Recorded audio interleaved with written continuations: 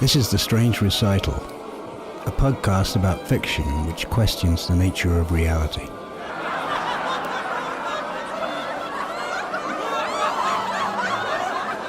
Have you ever touched a really old person? I don't mean just their hand or kissing their cheek or anything. I mean their naked skin. Have you ever handled an old person? No. Paul was a young man of few words, and in any case, was right now more interested in Annette's naked skin under her pullover. Annette, not certain that she was in the mood for Paul this evening, considered gently disengaging herself. Old women's breasts sort of subside until there's nothing left, she noted sternly, then relented as his hand found her own unsubsided left nipple. And their skin, she might have added, has a strange, dry, silky quality to it. You feel that if you stroked it, you would hear the crackle of static electricity. Not something I can put to the test, though, she thought. They'd probably sack me if they caught me stroking the old ladies. You have rather beautiful hair, Christabel said, and added, I'm so old now that I'm allowed to make personal remarks. She was not far short of her 98th birthday. Annette smiled and said nothing, then realized that Christabel couldn't see her smile, and of course she couldn't see her hair, for Christabel was blind. Annette thus made what she hoped was a friendly, non-committal sound, the verbal equivalent of a polite smile. Christabel said, I've no idea what color your hair is, but I can feel it is beautiful and silky because when you lean over me to heave me up in bed, it sometimes brushes against my cheek. It's medium fair. How did she know what I was thinking? If you brushed it in the dark 100 brush strokes, like people used to do in my youth, you'd probably see sparks, static electricity. Christabel closed her sightless eyes and thought of light and dark, sparks of static electricity, candlelight, sparks of anger, laughter, sparks of passion. A figure standing, laughing in a doorway, dark against the sunlight, then rumpled sheets and clothes thrown carelessly over a chair in the grey half-light of dawn. She's in the twilight of her life, thought Annette. You know, it may sound like a cliché, but I really am in the twilight of my life now, said Christabel. How did she know? Thank you, Annette, Christabel said as Annette washed her. A clean body and a clean nightdress are among the minor pleasures of life that I can still enjoy.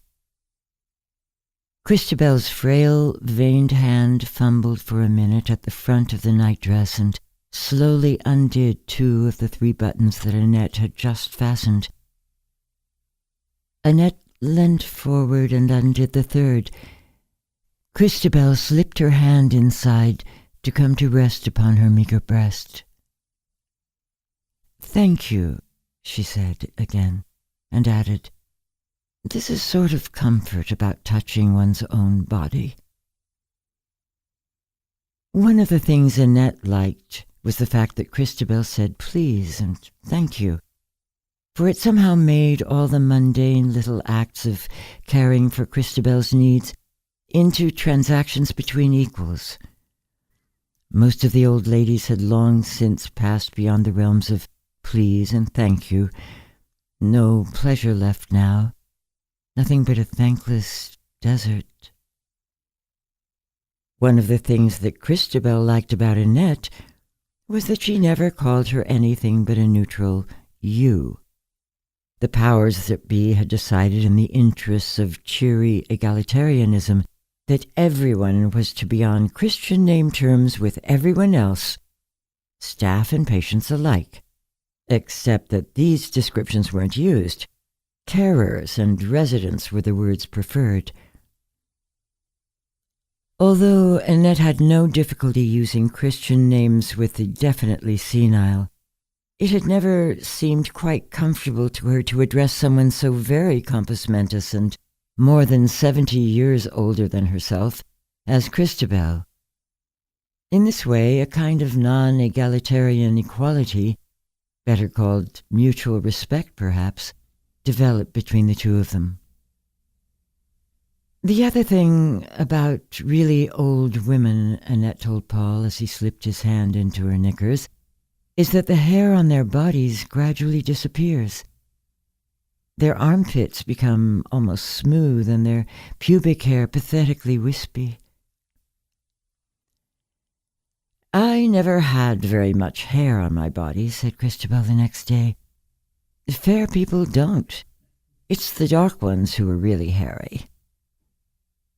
She lay back on her pillow and thought about the rough feel of an unshaven cheek in the morning against the tender, hairless flesh of her thighs, of a dark man emerging from the bath, laughing, with little rivulets of water running down all the hairs on his body.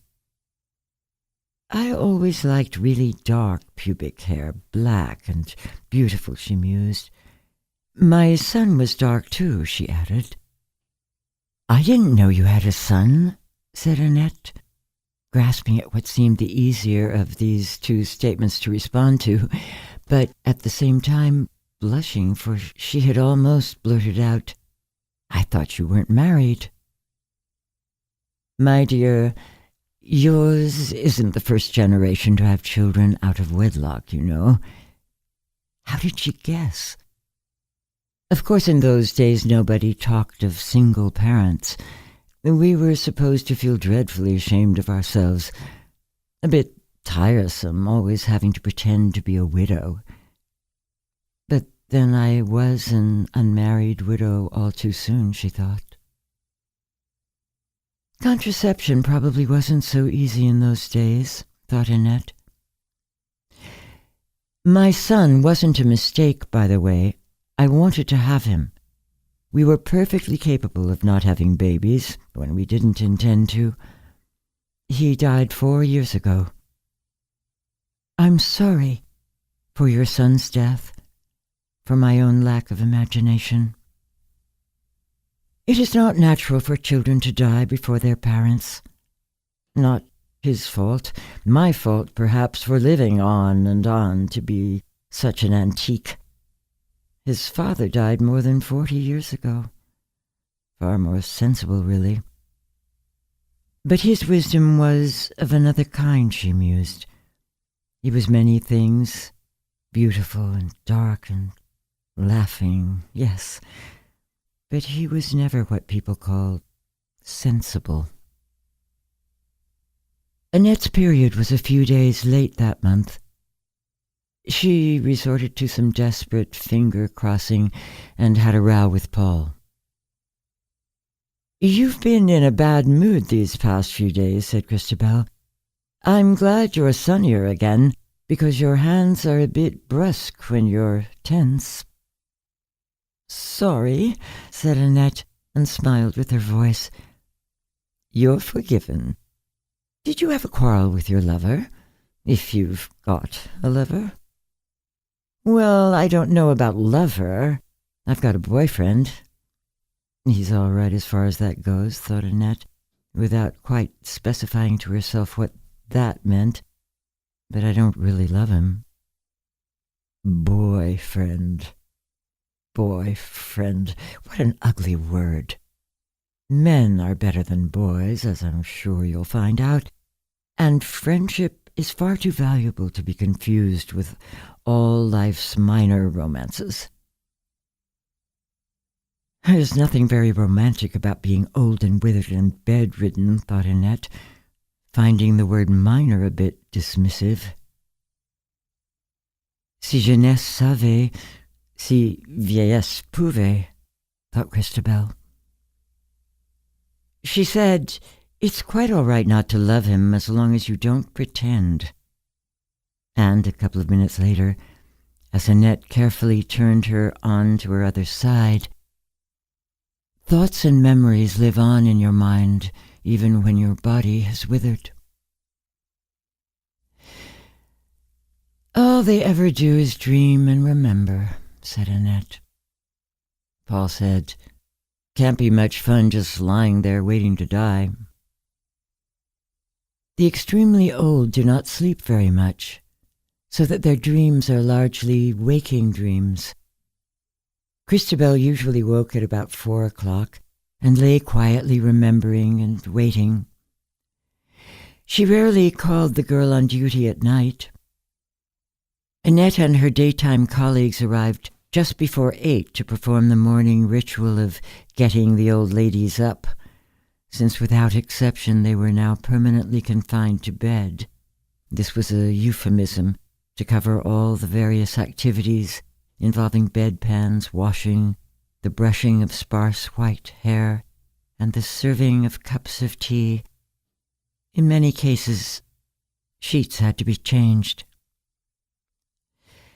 I'm extremely glad I'm not incontinent, said Christabel. When that final indignity of second childhood arrives, I shall probably decide to die. Is it a matter of decision? Asked Annette. By the time you've reached my stage, I think it is. She waited while Annette moved her into a sitting position, pillows behind her to prop her up like a small, frail doll. When you're younger, dying is something that happens to you. But when you are as ancient as I am, it's something that you tend to do yourself. I'm not just lying here waiting for death, you know. I'm waiting till the time is right. How will you know? Asked Annette, a little uneasy at this conversation, yet curious. When I've finished thinking about things, I shall know it's time to let go. Dying is a private business, so I'll probably do it at night. Please don't worry about it, Annette, said Christabel politely. Annette sometimes felt that it was not a bad idea to keep Paul at a distance. Thus, I'm tired tonight, she told him. I think I'll stay home and go to bed early. Paul tried to persuade her to change her mind. See you tomorrow, she said firmly, and put down the phone. These days she was beginning to wonder if she would see Christabel tomorrow. Good morning, Annette. How nice to see you again, said Christabel after Annette had been off work for a week with flu. Then laughed. How strange to say that, considering that I have never seen you, and only know your voice and your scent and your hands. It must have been terrible going blind, said Annette, thinking for the first time about how it would be, then kicking herself mentally for saying something tactless. I missed being able to read at first, said Christabel dispassionately, and being able to look at the sky and the trees and the colors. I always liked colors. She lay still as Annette carefully cut her fingernails, suddenly remembering being neatly dressed in a pale blue dress with a white lace collar and having her nails briskly scrubbed before being sent downstairs to have tea with her mother's friends. What an insufferable little show-off I must have been, she reflected. By the time Annette moved on to her toenails, her thoughts in turn had moved forward in time to a pair of large, firm, sensitive hands unbuttoning a grey-green silk blouse. Annette put away the scissors and got out a comb. Christabel thought of two heads on a white pillow in the languid, drowsy aftermath of a sunlit afternoon. Short, thick, curly black hair and long, straight, fair tresses. You always had to take care to pin your hair up properly afterwards, she remembered. But there were mental embraces, too. You were telepathic, he'd said during one of those laughing conversations the summer their son was conceived. You read my mind. It is all still with me, she murmured. The girl, though, had turned around to open the window a fraction and did not hear her. Would you like me to read you sometimes? Asked Annette, feeling bad that she hadn't thought of this before. No, thank you, my dear, Christabel replied. I'm quite happy with my thoughts. And anyway, I read minds. That was Antiquity, written by Petrie Harbouri and read by Erin Standley. We'll be doing a phone interview with Petrie Harbouri in about a minute.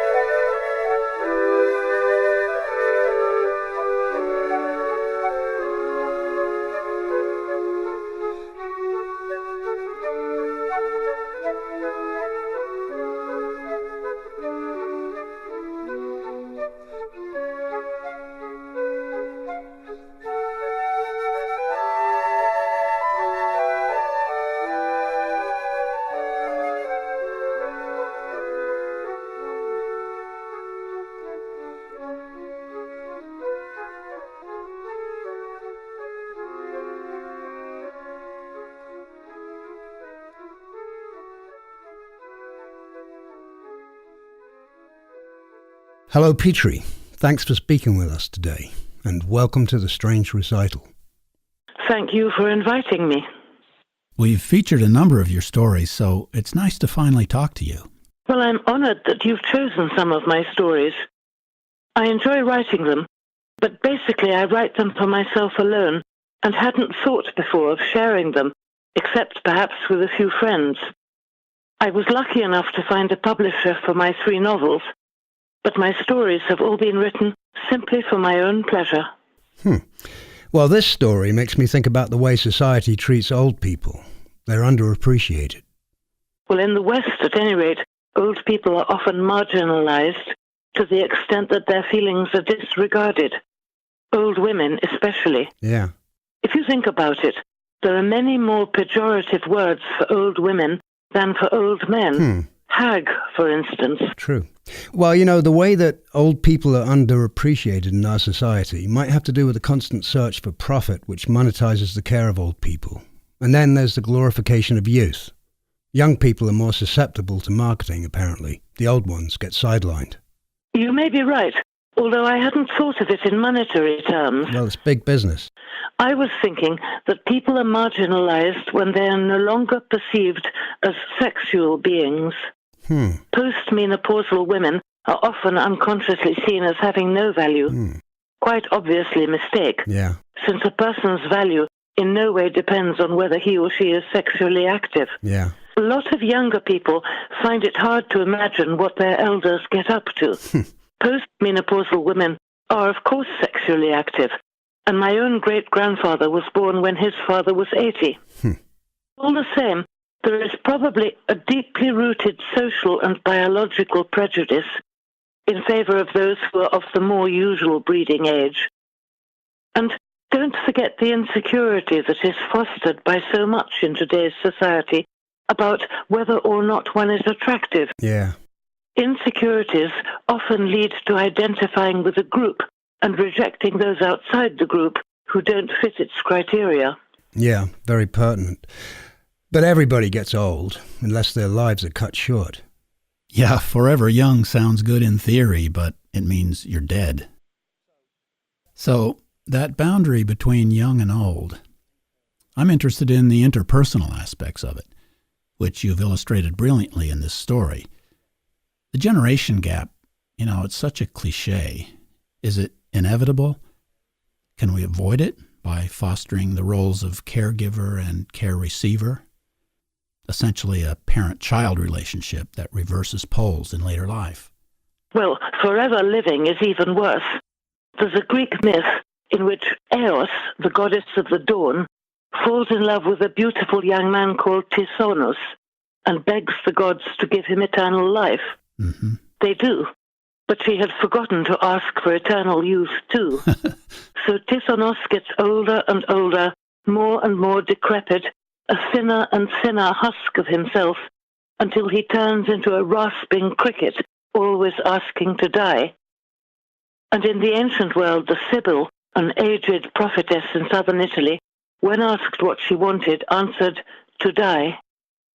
As for the generation gap, it's certainly inevitable that older and younger people have different experiences of life. Yeah. In my story, Christabel quotes the old French saying on the subject, si jeunesse savait, si vieillesse pouvait, meaning, more or less, if the young had the knowledge, if the old had the ability. But if there is a gap, then it is bridged whenever people are in sympathy with one another and feel interest and curiosity, regardless of their respective ages. A life without sympathy, interest, and curiosity would in any case be a poor one indeed. Right, yeah. The story is full of lovely physical details that add up to a sensual mood of closeness between these two women. The skin, the hair, the emphasis on touching, all of which is about the boundary between two people, the physical boundary at least. Where did the writing of this story start for you? In the sensory details, the relationship, the ideas, or somewhere else? Well, funnily enough, it started with the title. Okay, yeah. For some years, my husband, I, and a friend with whom I shared a birthday would all meet for dinner on that day and would each write a short story on a set title to be read aloud after dinner. Mm-hmm. On this occasion, the title, Antiquity, was chosen by my husband, and very soon realized that it would be about an extremely old woman and her young carer. What you call the sensual mood of closeness partly arises from the fact that when you are bedridden, your outer world is largely reduced to small physical sensations, and these acquire an importance they might not have for the able-bodied. But more than this, Christabel necessarily lives in her memories, and these are often erotic, focusing on all the small sensual details of her time with her lover. Also, Christabel is blind, and as a result, very aware of tactile sensations. Annette is a sensitive young woman in her turn, aware of Christabel as an individual. And this leads to a delicacy in her care of her and a mutual liking, so that their physical contact with one another, which might simply have been routine and matter-of-fact, turns into real intimacy. When I was at university, by the way, I worked one vacation as a general dog's body in the radiology department of a big London hospital, and among my jobs was helping elderly women patients undress for their x-rays. That was what made me think for the first time about the feel of old people's skin. Maybe cultural attitudes towards mortality and even beauty make people turn away from aging. They just don't want to accept it. That's too bad, because the vantage point of old age can enrich everyone. What do you think? And I'm not assuming that wisdom necessarily comes with age. Attitudes are certainly important. If people feel that they are sidelined or have fewer employment opportunities if they look older, then it's clear why looking younger becomes a goal. And of course, wisdom doesn't automatically come with age. No. But in this story, Annette is enriched by her relationship with Christabel. I portrayed the other side of the coin, as it were, in my novel Our Lady of the Serpents. Yes, I like that book. In which a very isolated old woman comes alive emotionally and is enriched by her growing relationship with a younger man. You know, familial responsibility for the elderly has lessened as state or corporate involvement has increased. Do you think it's an unavoidable effect of modern life? Among the social changes that have occurred in the West over the past 50 or 60 years, although many such changes are very positive, the breakdown of the extended family and the dumping of the old in homes have particularly sad repercussions. Yeah. I suppose, though, that old people's homes may be inevitable, given that today people live as nuclear families and often in very small apartments, and many work long hours. Yet in other cultures, old people are valued and treated with respect.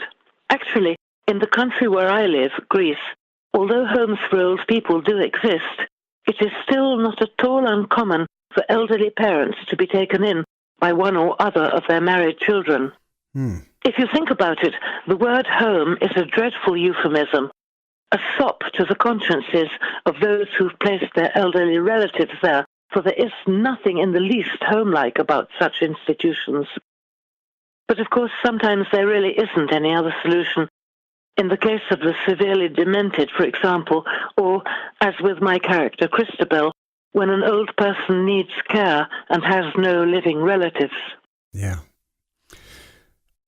I find it very interesting that your third-person narration moves back and forth between the two women's minds, rather than sticking to one. Again, as if the boundaries are very fluid or maybe don't exist at all. Why did you choose that approach? The simple answer is that there is a relationship between Annette and Christabel. Right. And in any relationship, what each person thinks of the other is really important. Mm-hmm. Each is always groping to understand the other. A narrative that focuses on the mind of a single character can't convey this sense of groping. Of course, another fictional device is the all-seeing narrator who has access to the thoughts and feelings of all the characters. Right, yeah. But I didn't want this. But I was interested in the immediacy of the two women's thoughts. This is a very short story, hence without the space for a lengthy exploration of the two women's experiences and feelings. So they had to be revealed as succinctly as possible. Yeah. Mind reading is often treated with such loud sensationalism. This may be the most subtle and quiet story about telepathy I've ever read, which I like. I can't read your mind, so I'll ask, why the restraint? Oh, a question of temperament, I suppose. I like restraint in life as in literature. Mm-hmm. I can't be doing with loud, overstated, in-your-face writing, but always appreciate the subtle and the oblique. Yeah. I want as a reader to be given pause for thought, not to be told what to think.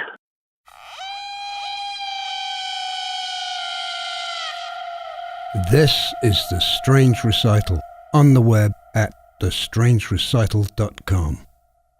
The music on this episode was a flute ensemble arrangement of Pavan in F-sharp minor, Opus 50, by Gabrielle Fauré. This is episode 18121.